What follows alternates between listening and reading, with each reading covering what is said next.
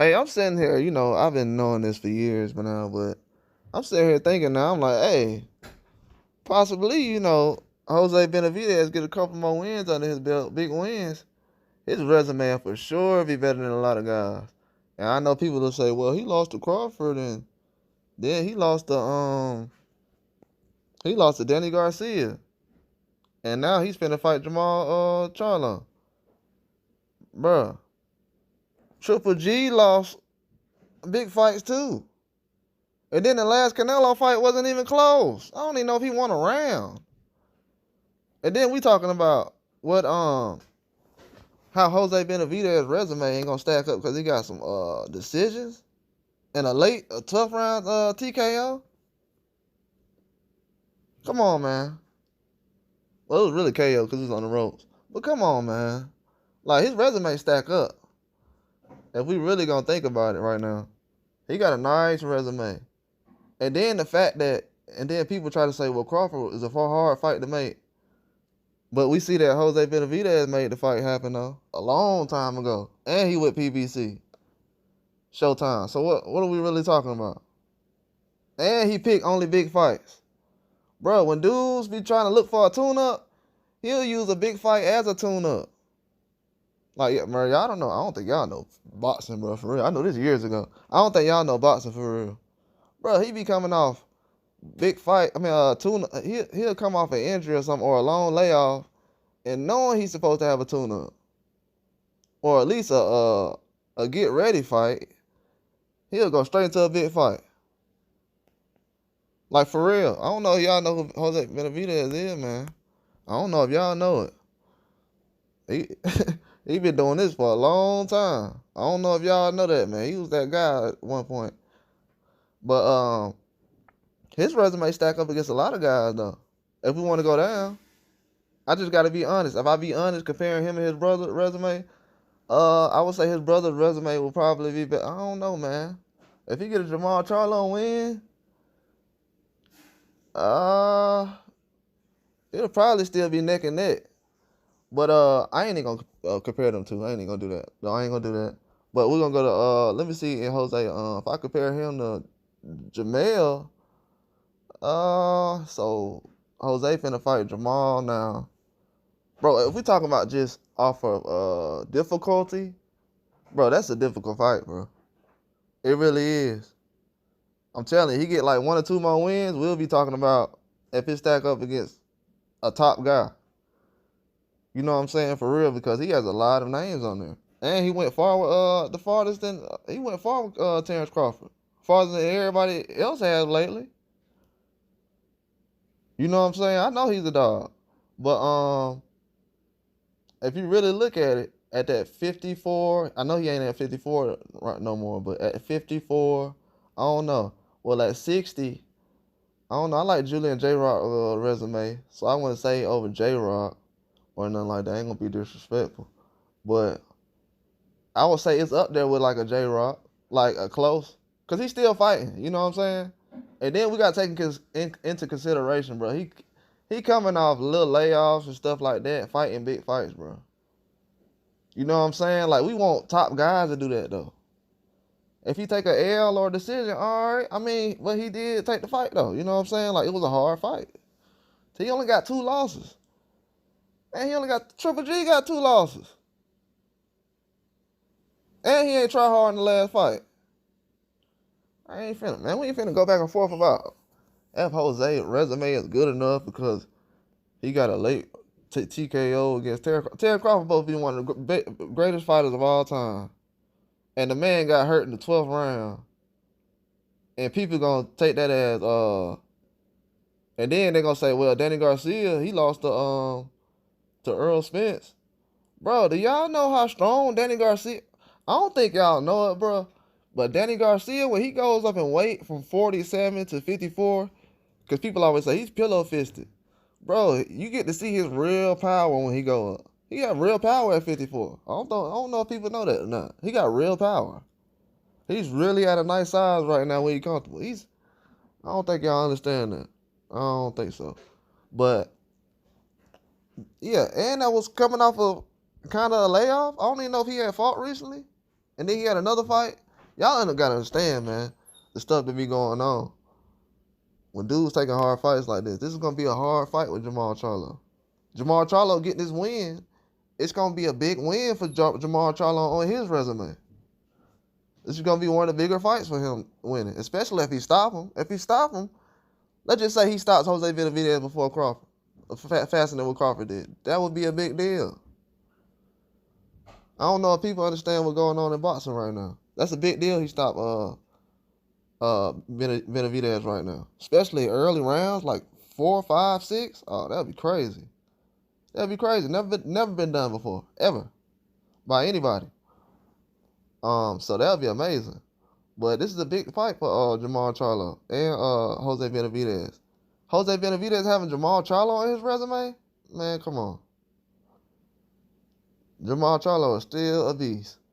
So we ain't gonna sit up here because, well, he outside of the stuff. Well, shoot, Mike Tyson had stuff going on outside of the ring. Everybody else, and I ain't just talking about the stuff the other stuff. I'm just talking about as a whole. Like, a lot of boxers have stuff going on outside the ring. A lot of them. So I'm not gonna say should that affect him or not. They're probably gonna motivate him in another way. He different from what other people is. So it's only different things that's going on, but Benavidez, his resume stacks up, man. We really got to start putting some respect on his name as far as that, because other boxers ain't really doing stuff like that. You got top guys that talking about they in the best shape of their life and they doing this and they need an easy fight, then I'm going to fight a hard fight, then 2 more easy fights. This dude like, yeah, just give me a hard fight. Give me a hard fight. And then what people would say, well, he just probably want a payday. Bro, going 12 rounds in a decision, close decision, ain't no that ain't no trying to get a payday. No, that's not trying to get a payday. I don't think people understand it. Going 12 rounds with Terrence Crawford, that ain't trying to get a payday. That's definitely not what that's that's definitely not it, man. That's why I say when people like Morrell, like, man, I need a shot. I'm like, bro, you're lucky Benavidez is entertaining that, bro, because he can do like these other guys that just be like, well, I don't know what he did. What has he done? You know what I'm saying? A lot of these guys making fights. And props to Jamal Charlo for taking the fight. It's not an easy fight for him either. If you know boxing, it's not an easy fight for him either. He gonna have to show some different kind of things too. Jose gonna make him either box or fight the inside. He gonna have to choose one of them. He gonna have to choose one of them. It's gonna be a toe-to-toe fight. It's gonna be very good. But if you just add up the resumes of certain guys, let me ask you a question. Who on I ain't raining on Golovkin parade or nothing, but who on Golovkin resume is on the Terrence Crawford level? Danny Jacobs? So y'all gonna say Danny Jacobs was a top 5, a top 3 pound for pound fighter in this era? Because the past era, I don't know if it's the past era. Well, he's still fighting, so this era. Nah, man. So that win doesn't stack up for, well, I mean, that's a big win. That's a big win. I'm not even gonna count. That's a big win. It's a big win. But let's just say this, though. Who on the resume, though, competes with Terrence Crawford? What, Canelo? And that was a loss. It was a couple of losses. The only guy you can really compare on the resume is Canelo. And that was a loss the same way as Jose Benavidez. So, hey, from my eyes, I would grade it. If Golovkin's a B, his will be a B for me. Just what it is. That's just what it is. I can't really disagree with nothing else. His resume is a B. That's just a B for me. Because I know the difficulty of the layoff. I will say, no, he ain't got no win against Danny Garcia and Terrence Crawford. Man, those 2 hard fights, man. And he was way younger than when he took that fight against Terrence Crawford. Those 2 hard fights. And they off kind of a layoff. And the other stuff he had going on. That man was coming off a leg injury and fought Terrence Crawford. Come on, man. a leg injury, and still took the fight with his mobility messed up. So that's a top resume to me. That's why I'm saying we got to get guys. I'm trying to see guys like that in main event fights. You know what I'm saying? The hardest fights for Terrence Crawford or the hardest fights for Danny Garcia. Not what hardest wins, toughest wins for Danny Garcia. Danny Garcia probably one of his toughest wins. That was a plus on his resume. So there's a lot of stuff y'all got to take in consideration. Long layoffs, injuries, difficulty of the fight. So yeah, all that's definitely taken into consideration. Definitely. So I feel like his resume should be ranked up top, especially as a top contender at least a top contender. If he's not a top fighter to y'all, okay, that's cool, but at least a top contender. Cause there's other guys I keep seeing in main event fights and fight for belts that I've never seen before in a tough fight. And I'm like, how is he up for a belt or a fight with somebody, and he hasn't even fought anybody?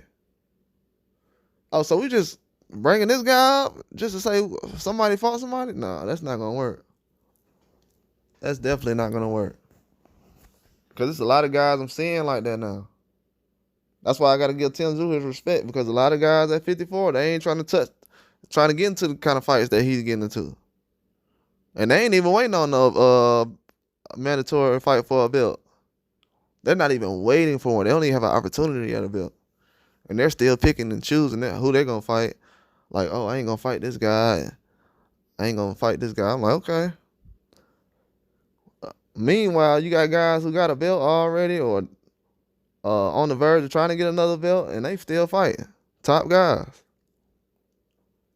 There's a lot of stuff going on right now, especially as far as resumes.